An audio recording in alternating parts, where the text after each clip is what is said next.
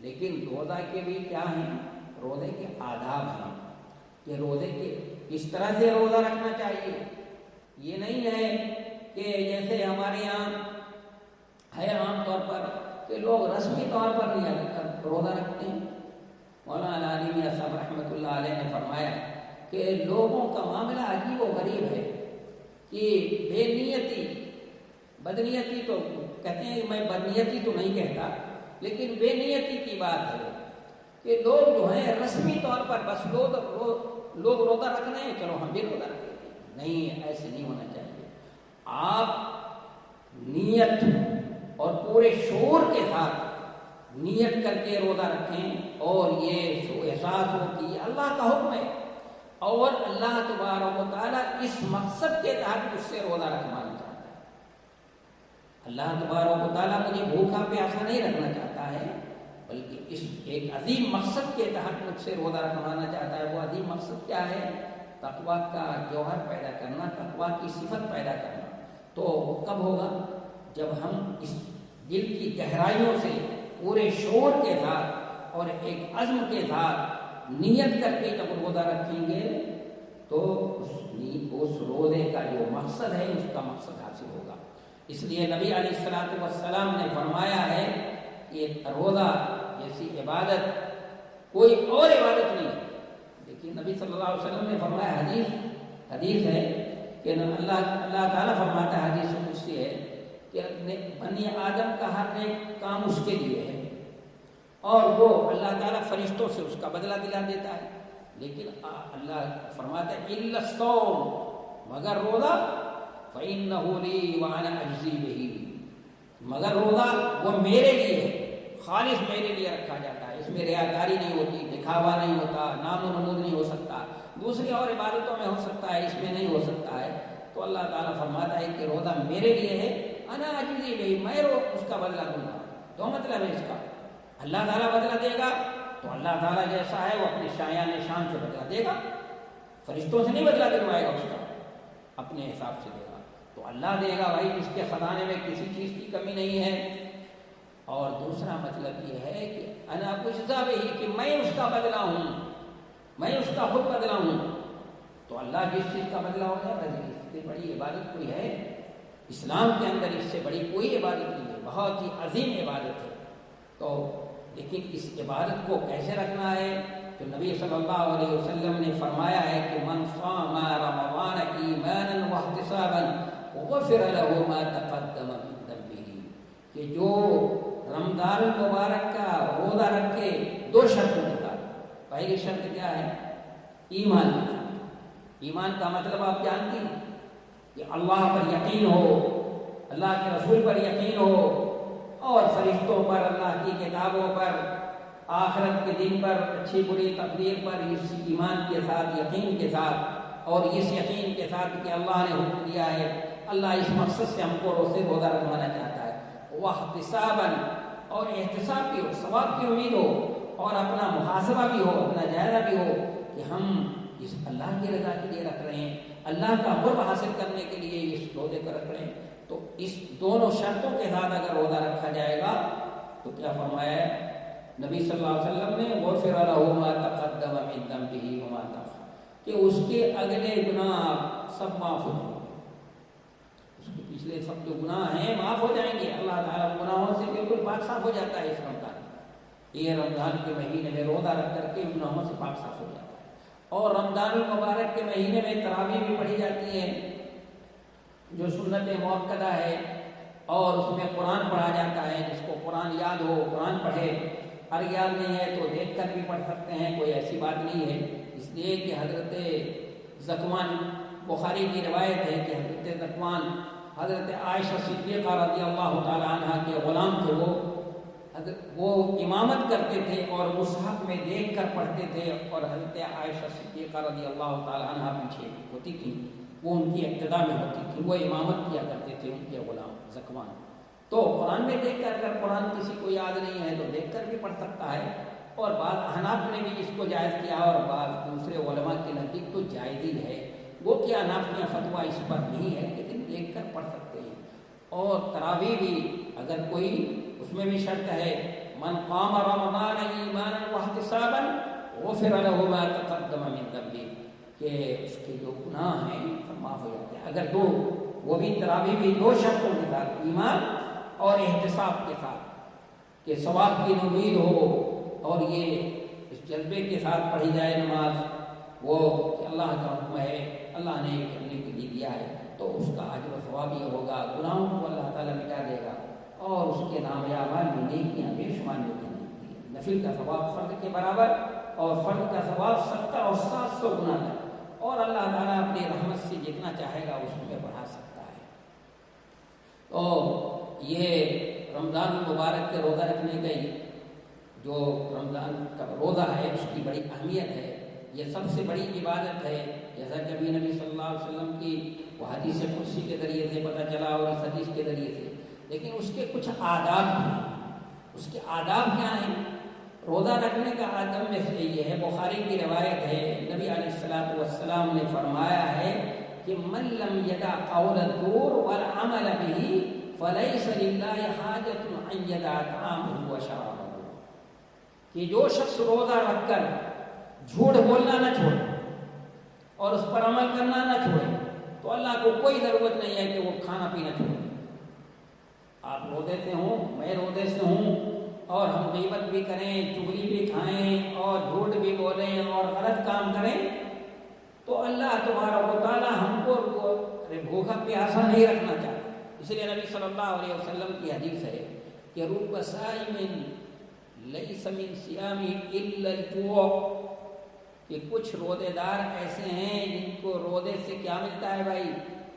صرف کیا؟ بھوک پیاس بس. وَرُبَّ قَائِمٍ لَيْسَ مِنْ قِيَامِهِ إِلَّا التَّعَبُ، اور بہت سے تراویح پڑھنے والے بھی ایسے، کچھ تراویح پڑھنے والے ایسے بھی ہیں جن کی تراویح سے کیا ملتا ہے؟ ان کو صرف تھکتے ہیں بس، اور کچھ نہیں، اجر و ثواب کچھ نہیں ملتا ہے. تو معلوم کیا ہوا کہ اللہ تعالیٰ ہم سے روزہ رکھوانا چاہتا ہے تو کیا چاہتا ہے ہم سے؟ کہ جب ہم نے کھانا پینا جو چیزیں ہمارے لیے مباح تھیں ان کو چھوڑ دیا، تو جو چیزیں حرام ہیں اسلام کے اندر، غیبت ہے، جھوٹ بولنا ہے، چغلی کھانا ہے، شکوہ شکایت ہے، تو اس کو بھی چھوڑ دیا جائے تبھی روزہ ہمارا کیا ہوگا؟ صحیح ہوگا. اس لیے اسلاف کے بارے میں آتا ہے کہ جب وہ روزے سے ہوتے تھے تو کیا کرتے تھے؟ وہ مسجدوں میں چلے جاتے تھے پورے مہینے. جب بھی روزہ رکھتے تھے اسلاف کا طریقہ یہی تھا کہ مسجدوں میں چلے جاتے اور مسجد میں جا کر بیٹھ جاتے. لوگ پوچھتے بھائی آپ مسجد میں کیوں بیٹھ گئے؟ تو کہتے تھے اس لیے مسجد میں بیٹھ گیا ہوں تاکہ کسی سے کوئی بات نہ ہو، کسی طرح کی کوئی غیبت نہ ہو، کوئی شکوہ شکایت نہ ہو، کوئی چغلی نہ ہو کسی کی، اس لیے کہ میں اپنے روزے کو اس سے محفوظ کرنا چاہتا ہوں. تو ہمارے اسلاف کا یہ طریقہ تھا، ہمارے اسلاف اس طرح سے کرتے تھے. تو ابھی میں نے کہا تھا کہ یہ جو آزمائش ہے اس میں بڑا خیر کا پہلو ہے ہمارے لیے. تو دیکھیے اچھا ہوا نا اس وقت، کتنا اچھا ہو گیا کہ اب ہمارے لیے بھی کیا ہو گیا؟ اعتکاف کی شکل بن گئی ہے کہ گھروں میں معتکف ہیں ہم لوگ، گھر سے باہر نہیں نکل سکتے اور بازاروں میں جا نہیں سکتے، خرید و فروخت کرنا نہیں، دکانیں بند ہیں، بازار میں کوئی چمک دمک نہیں ہے، اور مسجدیں بھی بند ہیں، مسجدوں میں بھی نہیں جانا ہے، تو گھر میں رہنا ہے. تو گویا گھر میں ایک مہینے کا کیا ہو جائے؟ آپ اس ہاسٹل کے اندر ایک مہینے کا اعتکاف کر لیجئے، ہم لوگ گھروں کے اندر کیا کر لیں؟ ایک مہینے کا اعتکاف کر لیں، معتکف ہو جائے. یہ بھی نبی صلی اللہ علیہ وسلم کی سنت ہے.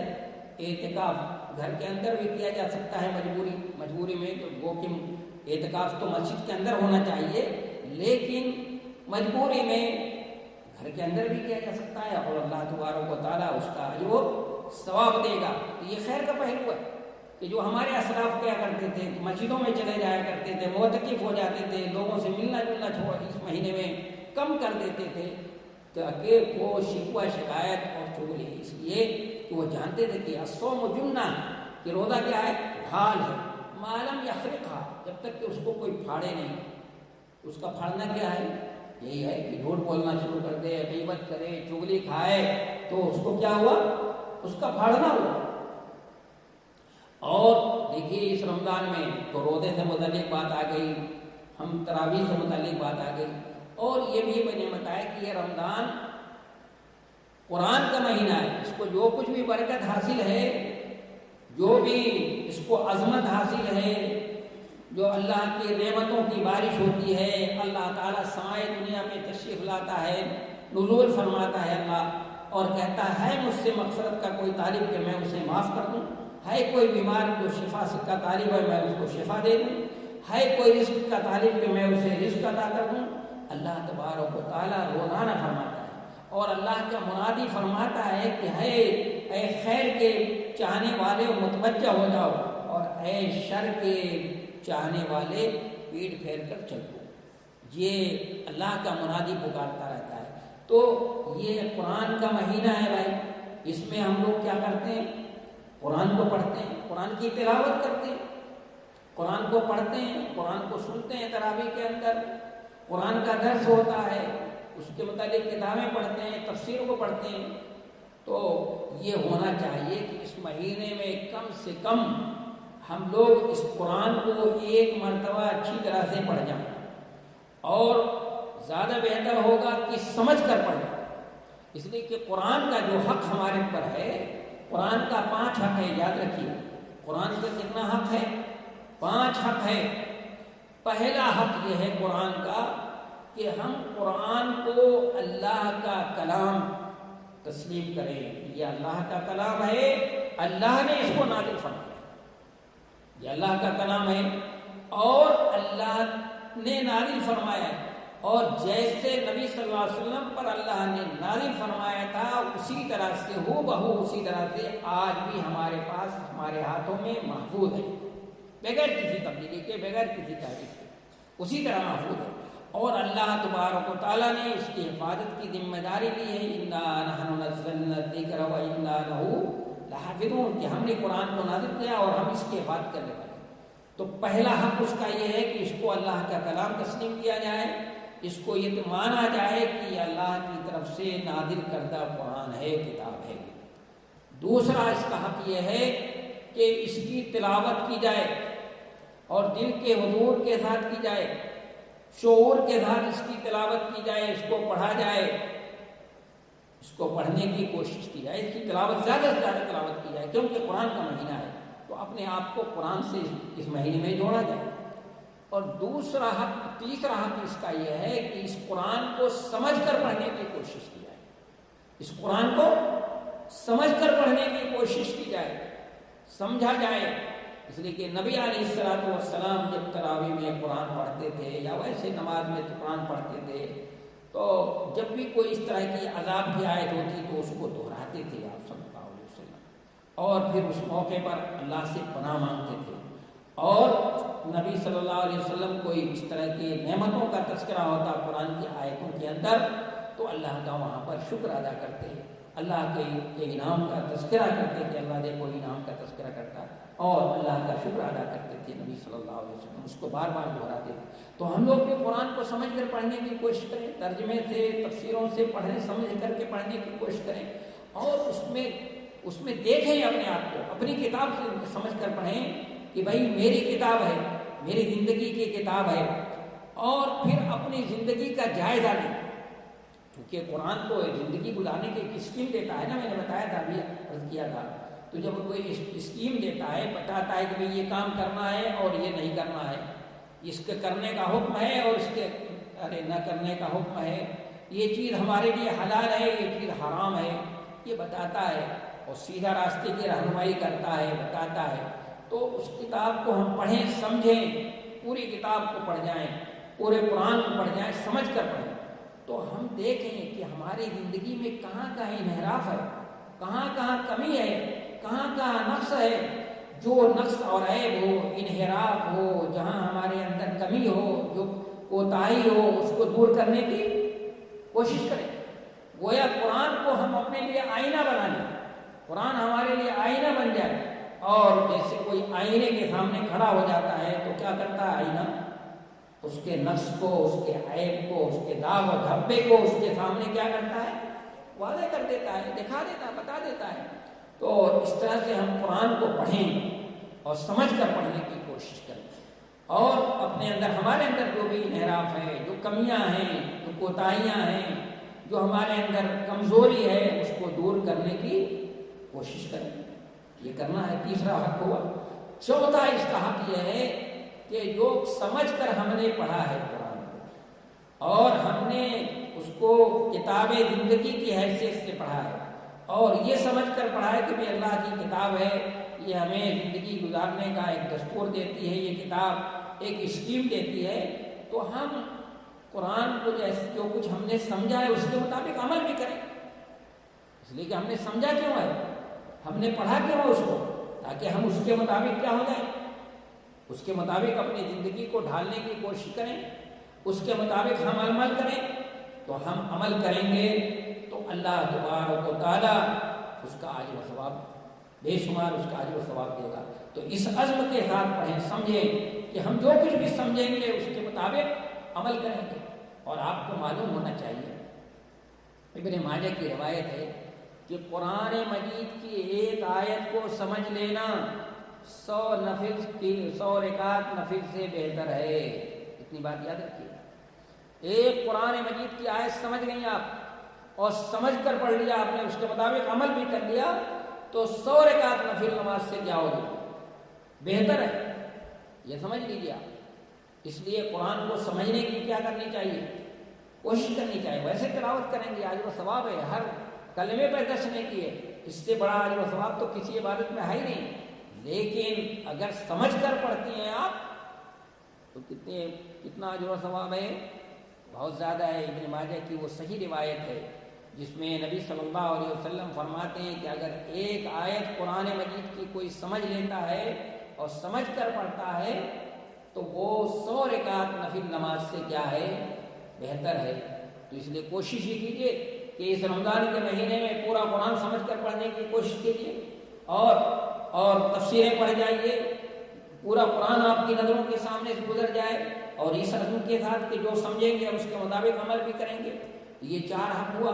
5واں حق یہ ہے، میں نے بتایا تھا کہ یہ کتاب ہدایت ہے۔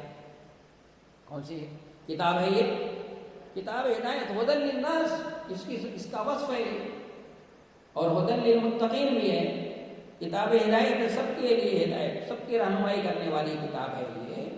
تو جب کتاب ہدایت ہے بھائی، آپ کو رہنمائی مل گئی، آپ کو سیدھا راستہ اس کتاب نے دکھایا ہے، یہ کتاب ہدایت آپ کے پاس ہے، تو اس کا حق یہ بھی ہے کہ اس کی ہدایت کو عام کریں، آپ دوسروں تک پہنچائیں۔ آپ یہ بہت بڑی ذمہ داری ہے، اس قرآن کا حق ہے، اس کتاب ہدایت کا حق ہے، اس کی ہدایت کو اللہ کے دوسرے بندوں تک جن کے پاس یہ ہدایت نہیں ہے ان تک اس کو پہنچائے۔ اگر یہ کام کریں گے آپ تو اللہ تبارک و تعالیٰ آپ کے جان کی، مال کی، ہر چیز کی حفاظت کرے گا۔ آج ہم نے اس کام کو چھوڑ دیا، ہم لوگ اس کام کو نہیں کر رہے، تو اللہ تعالیٰ نے بھی ہم کو بے یار و مددگار چھوڑ دیا کہ جاؤ، ٹھیک ہے جاؤ۔ او بھائی، یہ قرآن کا 5 حق ہے، ہم 5 حق کو ادا کرنے کی کوشش کریں گے۔ آپ نے سمجھ لیا، یاد رہے گا 5 حق، اس کے مطابق اس رمضان کو گزارنے کی ہم کوشش کریں گے یا نہیں کریں گے؟ صرف کہنے سننے سے تو کوئی بات نہیں ہوتی جب تک کہ اس کے مطابق عمل میں نہ کیا جائے۔ دیکھیے، تو نبی صلی اللہ علیہ وسلم نے جو تقریر فرمائی تھی، تقریر عربی میں تھی، آپ نے تو 1-2 منٹ میں تقریر کر دی، صحابہ کرام سمجھ بھی گئے، لیکن چونکہ ہم لوگ نہیں سمجھ پاتے، عربی زبان میں ہے، تو عربی زبان کی لطافتوں سے، اس کی باریکیوں سے ہم واقف نہیں ہیں، تو 2 باتیں اس کی گزر چکی ہیں۔ ایک تو روزہ کی بہت بڑی نعمت، اور دوسرے قرآن، یہ بھی اللہ کی بہت بڑی نعمت اس مہینے کی، اور تیسری بڑی نعمت یہ ہے، تیسری بڑی نعمت اس میں فرمایا اللہ کے رسول صلی اللہ علیہ وسلم نے، للہ فیہ لیلۃ خیر من الف شہر من حرم خیرہا فقد حرم، کہ اللہ کے لیے، اللہ کی اس میں ایک رات ہے۔ کیسی رات ہے بھائی؟ خیر من الف شہر، کتنے 1000 مہینے سے بہتر ہے۔ من حرم خیرہا، جو اس کی بھلائی سے، جو اس کے خیر سے محروم ہو گیا، تو اس سے بڑا حرمہ نصیب کوئی نہیں ہو سکتا، اس سے بڑا محروم کوئی نہیں ہو سکتا، اس سے بڑا کوئی محروم نہیں ہے۔ تو اس رات میں، جس رات میں قرآن نازل ہوا، آسمانی جتنی کتابیں ہیں سب کی سب رمضان میں نازل ہوئی ہیں، لیکن جتنی آسمانی کتابیں ہیں قرآن سے پہلے کی وہ پہلے عشرے میں نازل ہوئی ہیں، لیکن قرآن مجید آخر عشرے میں، وہ بھی آخر عشرے کی طاق رات میں، جس کو لیلۃ القدر کہتے ہیں۔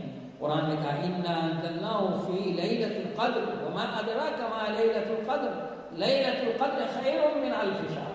کیا کہا قرآن نے؟ کہ ہم نے قرآن کو شب قدر میں نازل کیا، تمہیں کیا پتا کہ شب قدر کیا ہے؟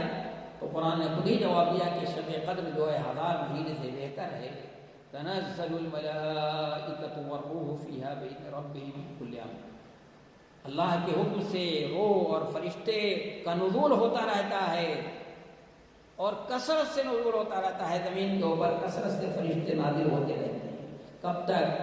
صبح کے فجر کے طلوع ہونے تک یہ فرشتوں کا نزول ہوتا رہتا ہے۔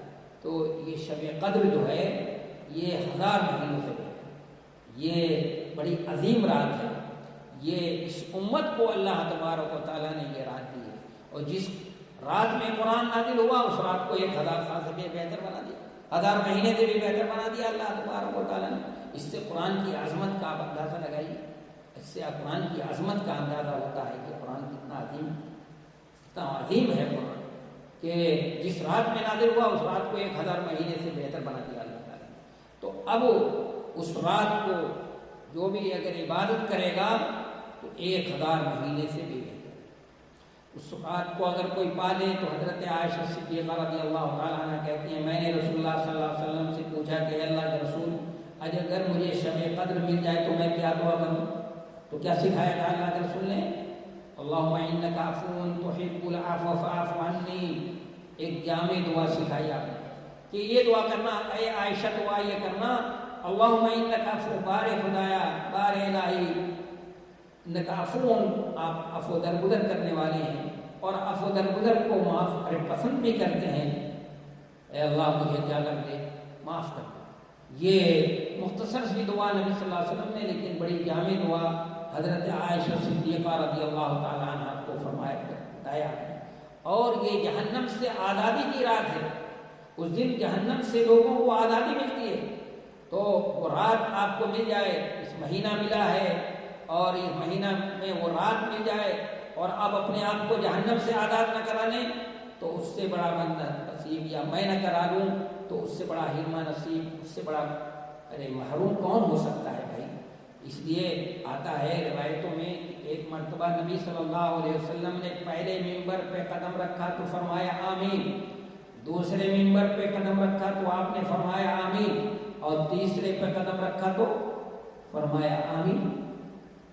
حضرت عمر فاروق رضی اللہ عنہ نے پوچھا کہ اللہ کے رسول آج نئی بات سامنے آئی، آپ نے پہلے ممبر پہ قدم رکھا تو آمین فرمایا، دوسرے پر بھی ایسی فرمایا، تیسرے پر بھی، تو آپ نے کیا فرمایا تھا کہ جبریل امین میرے سامنے کھڑے تھے، وہ کہہ رہے تھے، یہ کہہ رہے تھے کہ تباہ و برباد ہو جائے وہ شخص جس نے اپنے بوڑھے ماں باپ کو پایا اور اپنے کو جہنم سے آزاد نہیں کرا دیا اس نے۔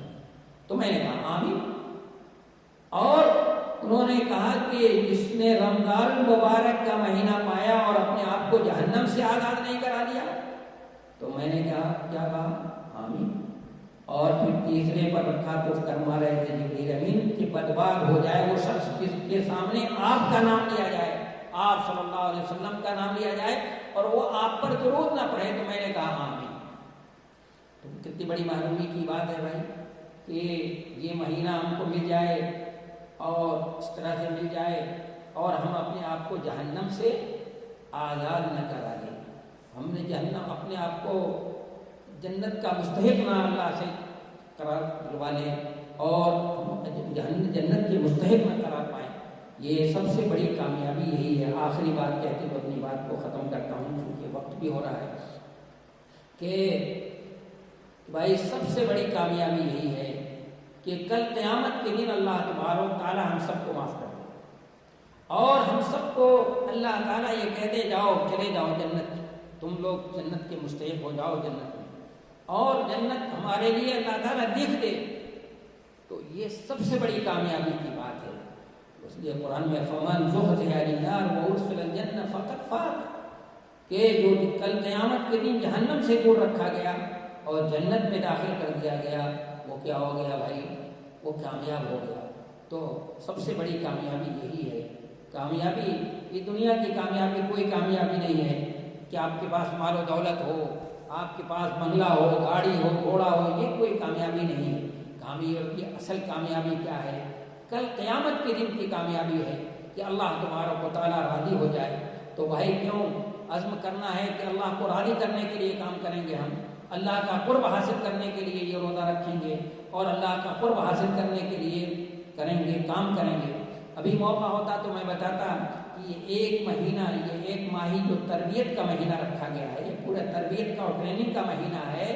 یہ ٹریننگ تربیت جو ہے وہ انفرادی بھی ہوتی ہے اور اجتماعی بھی ہوتی ہے۔ تو اب اس سال تو اجتماعی کا موقع نہیں ملے گا ہم لوگوں کو، لیکن انفرادی تربیت کا تو موقع ہے۔ بس اشارہ کر دیتا ہوں، انفرادی تربیت کا موقع ہے کہ آپ اپنے تعلق کو اللہ سے مضبوط کریں۔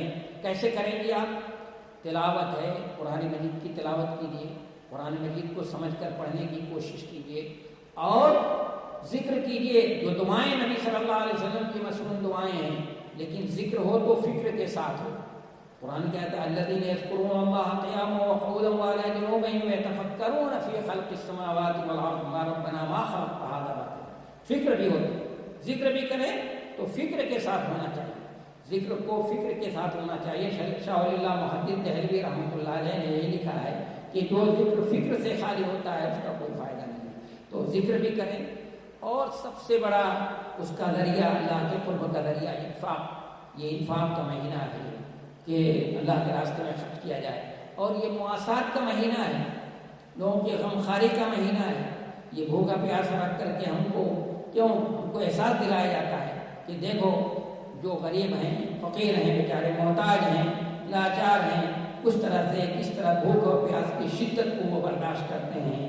تو ہمیں بھی احساس دلایا جاتا ہے تاکہ اس مہینے میں ہم ان کی بھوک کی شدت کو اور ان کی پیاس کی شدت کو ہم بھی محسوس کر کے ان کے ساتھ غمخواری کا معاملہ کریں، ان کے ساتھ نرمی کا معاملہ کریں، ان کے ساتھ رواداری کا معاملہ کریں۔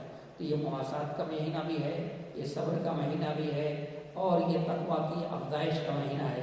تو اللہ تبارک و تعالیٰ سے دعا ہے کہ اللہ تبارک و تعالیٰ ہم سب کو اس مہینے سے خاطر خواہ فائدہ اٹھانے کی توفیق عطا فرمائے اور ہمیں